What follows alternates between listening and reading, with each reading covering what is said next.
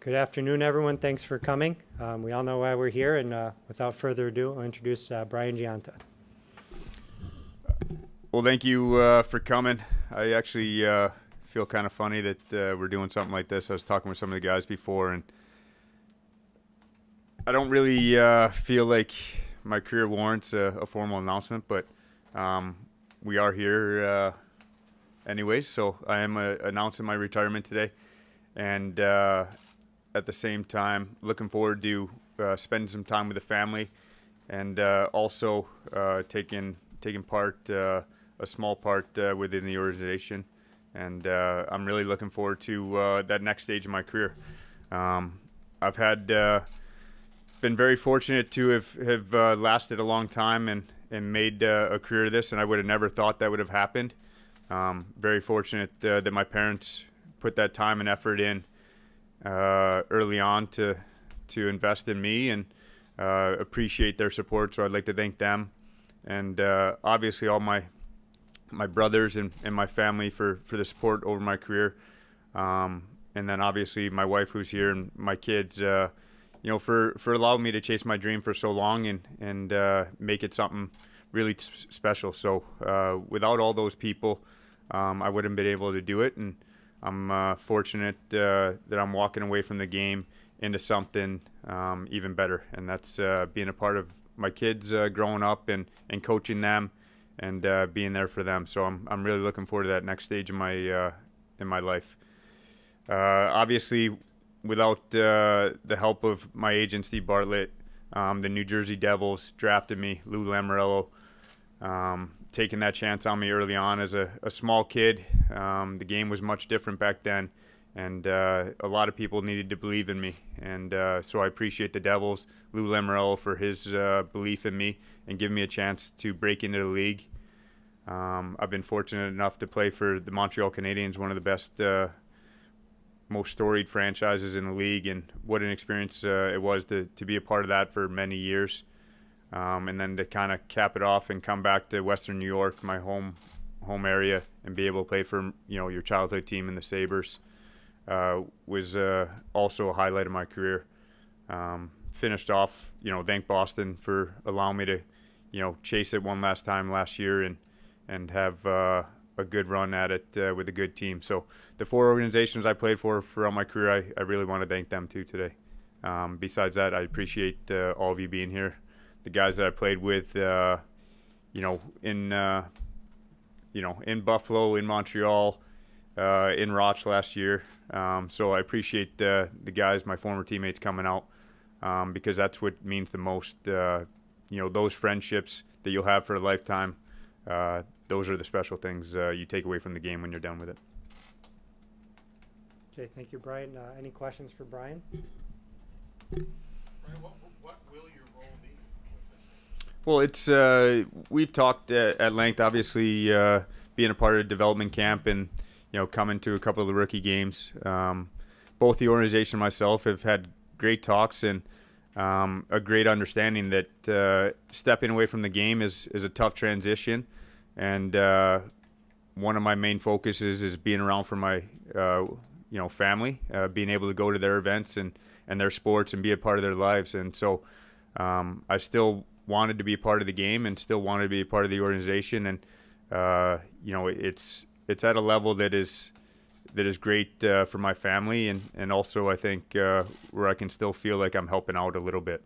Will it be with the kids and that kind of thing? Yeah, I mean, it will be, like I said, helping out. I don't know if it's part-time or whatnot, but, being available, helping out with the young guys. And like I said, my main focus is transitioning into that family life. Did you talk to anybody in the off-season about possibly playing this year, or were you relatively set that after Boston? Yeah, that was the plan all along, is that how last year went, we knew, going in and then coming out of Boston that, I was basically going to be looking at that next phase, and we didn't go actively searching for anything this summer. What was it like at development camp for you to be on the ice and starting that phase of talking to young guys? Well, it's weird.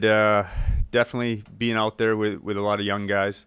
But I had a great taste last year, being able to skate in Rochester with those guys, being around those guys, I had a lot of fun at it. And so that was one of the things is they have a great group down there, and I was fortunate enough to be a part of it for most of last year. And so, you know, being a part of that and being able to talk with those guys and maybe help out at times is what made last year so fun. How much of a thrill was that for you last year to be able to do that at home with the Amerks and then have that lead into going to the Olympics? Well, it was, you know, it's that's where I grew up playing, and you grow up going to games at the War Memorial back in the day and playing knee hockey with your hockey buddies in that rink. So to be able to go there, it was a special night. The fans were great. Both organizations, the Amerks and Sabres, were very supportive of me last year and chasing the Olympics and then finishing with Boston. So to have that game was pretty cool. All my family and friends were a part of it. And yeah, is it the NHL? No, but the AHL is a great league, and I was fortunate enough to go there and play. And it was pretty fun playing for your hometown team. How significant was it to come here 4 years ago and carve out another part of your career?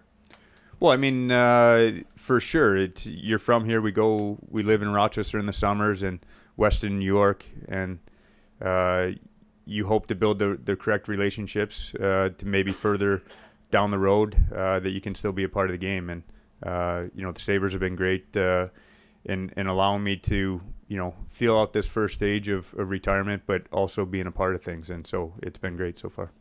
Brandon, did you consider, this might not have fit in with your family situation, so, but was there ever any consideration for a role playing with the Amerks this year? No, it's, I don't know if the guys in the back know that my body, I don't think, would hold up to those bus rides. And that's why strategically placed that game last year as a home game and didn't have to ride on the bus. But yeah, I mean, I've had a great career. I love my time in Rochester last year. But yeah, it's I'm at peace and I feel great with the decision I've made. Brian, a lot of guys spend the whole career chasing a cup and never get there. You had it very early in your career, and you look back now, 15 years later. What was that like, getting to reach that moment? Well, obviously it was a dream come true.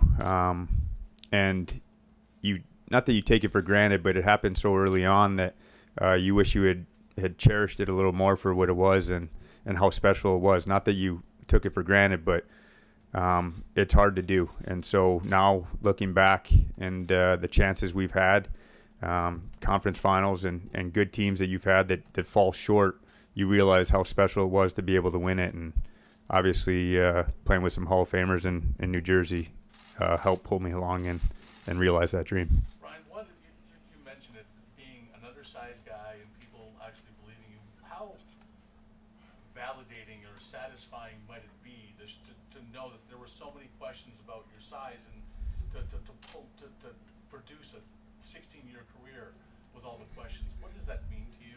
Well, it's, you know, for me, it's just I went into it hoping that I could play one NHL game, and then from there it was play as long as you could, and as long as you were having fun, enjoying the game, and your body would hold up.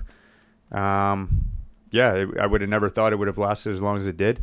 But I'm super appreciative for the people along the way that supported me and gave me that chance.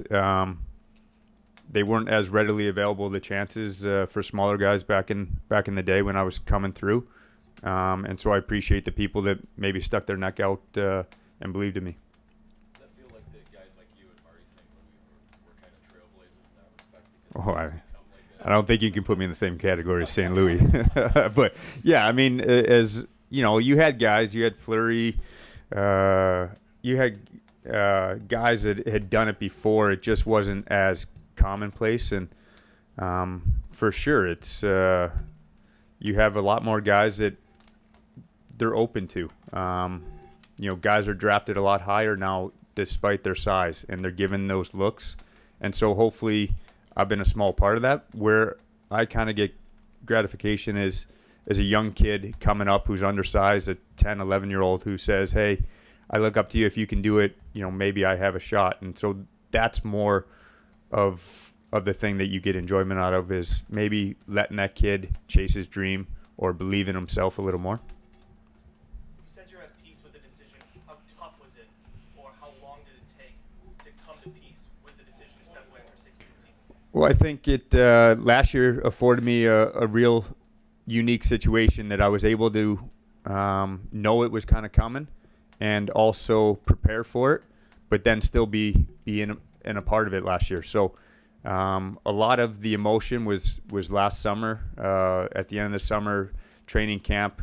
Not that I was excited about the Olympics. I was excited about the prospect of signing on with the team after. But you got into that daily routine of being around the kids a little more and maybe looking forward to that next stage in your life. And so after Boston, we knew that was the decision. And so it wasn't a hard decision. It will be hard at times because that's what you're used to.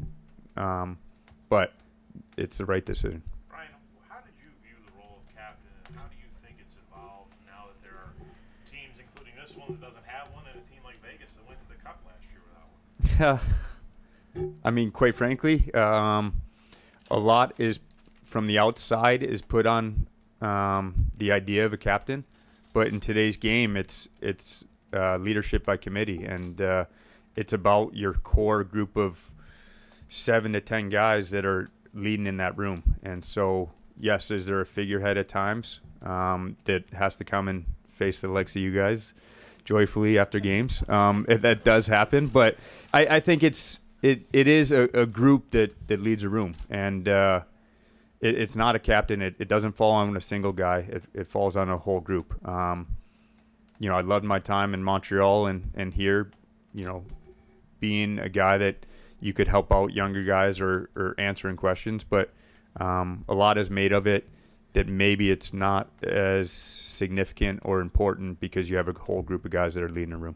That said, Brian, to be the captain of the Montreal Canadiens, a franchise that goes back so many years, that what did you get out of that, and how big of a moment was that for you in your career? It was huge. It was a very significant moment. A lot goes into the time with my time in Montreal, and that you come from New Jersey, 7-8 years in New Jersey, and you think you're going to be with a team for your whole career, and you know that not always plans out that way, and sometimes the best things come when you know they're not planned. And going to Montreal was one of the biggest blessings for myself and my family to be out of your comfort zone, going to a French-speaking area where your kids are going to a different school, and then to have them have the confidence in me that I was an English-speaking guy and could be the captain of that team was pretty special. That they had that confidence in me.